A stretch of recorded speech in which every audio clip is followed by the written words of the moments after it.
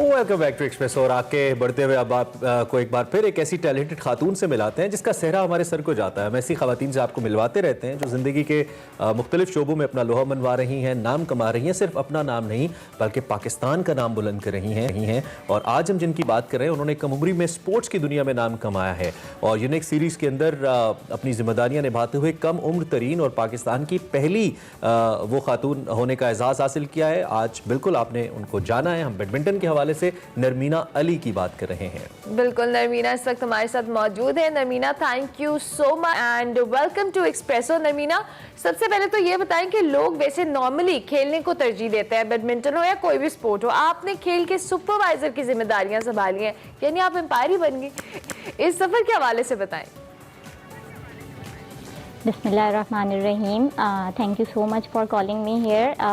Basically मेरी journey start as a player ही हुई। अच्छा। और मैं पाकिस्तान की नेशनल एथलीट भी हूँ और उसके साथ साथ मैं पाकिस्तान स्पोर्ट्स बोर्ड में एथलेटिक्स की ट्रेनिंग करती थी। तो वहाँ एक दफ़ा मैंने एक बैनर देखा जिसमें मेंशन था कि एक सिंध टेक्निकल ऑफिशियल्स का कोर्स कंडक्ट होने जा रहा है जी। तो फिर मैंने ऐसे ही उस कोर्स को अटेंड किया और फॉर्चुनेटली उससे पहले मैं एज अ रिक्रिएशनल तो बैडमिंटन खेलती रहती थी, बट एज अ प्रोफेशन और इस तरह से मैंने इसको फर्स्ट टाइम किया।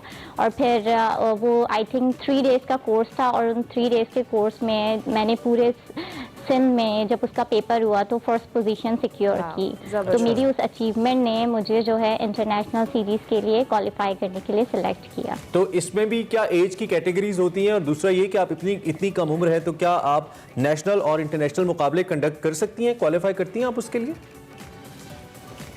जी recently from last 2 years first मैंने यूनिक्स इंटरनेशनल सीरीज़ 2019 में कंडक्ट की थी। उसके बाद 57 national badminton championship, junior national championship और अभी रिसेंटली 4 सद्दा में हमारी 58 नेशनल सीनियर बैडमिंटन चैम्पियनशिप हुई है। तो मैं ये सारी चैम्पियनशिप्स कंडक्ट करती आ रही हूँ।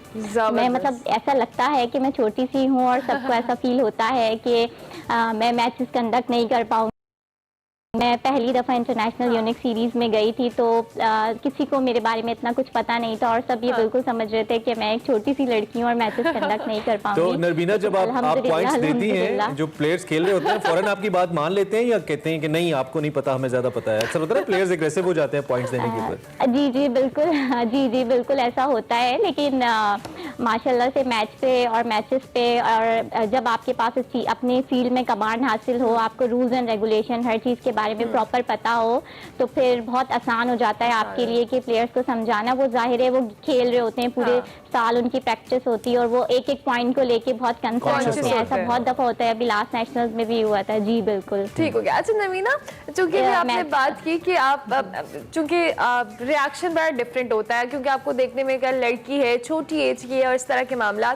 आपकी फील्ड में और भी लड़कियां हैं जो रिप्रेजेंट कर रही हैं मुख्तलिफ, अगर हम कंट्रीज की बात करें, और अगर आप अकेली हैं सो मजीद क्या रिएक्शन होता है? पॉजिटिविटी आती है आपको? कहीं से लोग आपको पॉजिटिव रिस्पांस देते हैं कि एज अ गर्ल आप काम कर रही है? जी बिल्कुल, बहुत ज़्यादा पॉजिटिव रिस्पांस आता है। मैं इस चीज़ के लिए बहुत शुक्रगुजार हूँ पाकिस्तान बैडमिंटन फेडरेशन को, स्पेशली जो उनके जनरल सेक्रेटरी हैं Wajid Ali Chaudhry. He is the one जो कि बहुत ज़्यादा यूथ की डेवलपमेंट पे वर्क कर रहे हैं। उन्होंने ही ये चांस दिया, मुझे आगे बढ़ने का मौका दिया। तो मैं समझती हूँ कि इस तरह अगर उस पर और ज़्यादा मेहनत की जाए तो और बहुत सारी लड़कियाँ मेरी तरह आगे आ सकती हैं।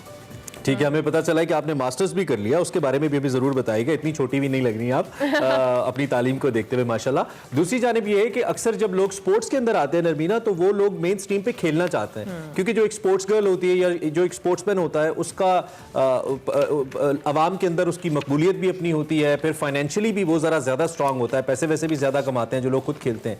लेकिन आपका शोबा थोड़ा सा मुख्तलिफ हो गया, आप खुद भी एक एथलीट हैं, तो क्या ये फाइनेंशियली भी और सोशली भी, being an umpire, being a referee, ठीक है? अच्छा शोबा है, इसको आप समझती हैं कि मुस्तकबिल में इसको लेके चल सकती हैं आप? अगर बात की जाए पॉपुलैरिटी की और पब्लिश की तो बिल्कुल आपकी बात बिल्कुल सही कह रहे हैं कि एज अ प्लेयर आप ज़्यादा चीज़ों में इन्वॉल्व रहते हैं, ज़्यादा एक्टिविटीज़ होती है। लेकिन एज ए एम्पायर या एज अ रेफरी जो है आपको कम एक्सप्लोजर मिलता है। मेरी बात कर लें, 2019 में ये हुआ था और 2021 में अब मैं आई हूँ ऑन स्क्रीन। तो ये है कि उस तरह की आपकी फैन फॉलोइंग्स नहीं होती And credit goes to us कि आप हमारे शो में आए हैं। Thank you so much. तो होता ये कि सब जो है प्लेयर्स को ही ज़्यादा सपोर्ट करते हैं हर लिहाज से, और इस चीज़ को थोड़ा कम समझा जाता है। लाइक इवन के अगर कहीं एज अ गेस्ट किसी को इनवाइट भी किया जाता है तो वो कभी भी रेफरी एम्पायर तो मैंने नहीं देखा, हमेशा प्लेयर्स ही इनवाइट हुए होते हैं। जी ठीक हो गया। तो क्या कहना चाहेंगी नमीना उन तमाम लड़कियों को जो आपको देख रही हैं, क्योंकि आपने जिस तरह से एक टैबू को ब्रेक ही किया है कि लोग ज़्यादातर स्पोर्ट्समैन बनना चाहते हैं, स्पोर्ट्स वुमेन बनना चाहते हैं, और आपने एक डिफरेंट फील्ड चुनी। पहले आपकी प्रायोरिटी पे और चीज़ थी, अब आपने उसको डिफरेंट तरीके से लिया।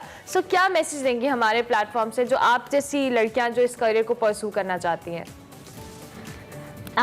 देखिए, सबसे ज़्यादा मैं उन गर्ल्स से पहले मैं उनकी फैमिलीज़ को, उनके पेरेंट्स को ये देना चाहती हूँ मैसेज, स्पेशली फादर्स, जो कि मदर्स का तो इतना ज़्यादा वो नहीं होता कि ज़ाहिर है सारे डिसीजन जो है वो फादर्स ही घर पे लेते हैं। तो मैं सबसे ज़्यादा रिक्वेस्ट करना चाहूँगी उनकी फैमिली से और फादर्स से कि लाइक मेरे father he has been so much supportive to me, even what whoever I am today just because of him, because he is a big fan of cricket.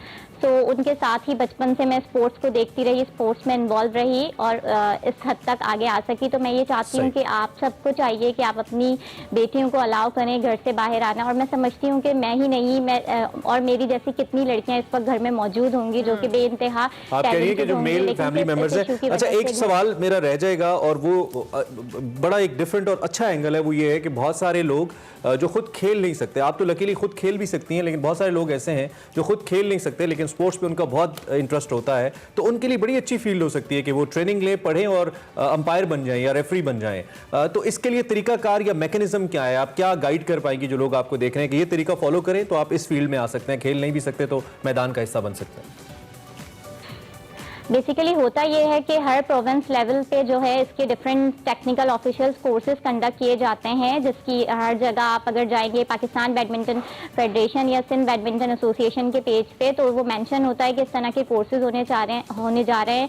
तो उनको चाहिए कि वो कोर्सेज अटेंड करें, उनको ज्वाइन करें, और हर फेडरेशन वेलकम करने के लिए तैयार है एज ए टेक्निकल ऑफिशियल सब लोगों को। ठीक हो गया। थैंक यू सो मच नवीना, बहुत अच्छा लगा आपसे बात करके। आप इसी तरह से अच्छा सा काम करती रहें, पाकिस्तान का नाम रोशन करती रहें। We are so proud of you, और आप जैसी बहुत सारी लड़कियों को आप इनकरेज कर रही हैं कि उस तरह की फील्ड को अडैप्ट करें और आगे आएं। Thank you so much for joining us Inn Express. And that green blazer that always inspires us, और खास तौर पे जब लड़कियों ने पहना होता है तो अब बहुत ही अच्छा लगता है, क्योंकि पाकिस्तान जैसे ममालिक के अंदर ये ट्रेंड कम रहा है, दो कि बहुत बड़ी बड़ी स्पोर्ट्स के अंदर भी खवातीन सामने आई हैं, लेकिन हम लाते रहेंगे ऐसे चेहरों को आपके सामने। So thanking Namina once again. Let's take a break. Break के बाद आएंगे तो कुछ मे बी ऐसा ही इससे मिलता जुलता और भी आपके लिए हमारे पास एक कीप वॉचिंग।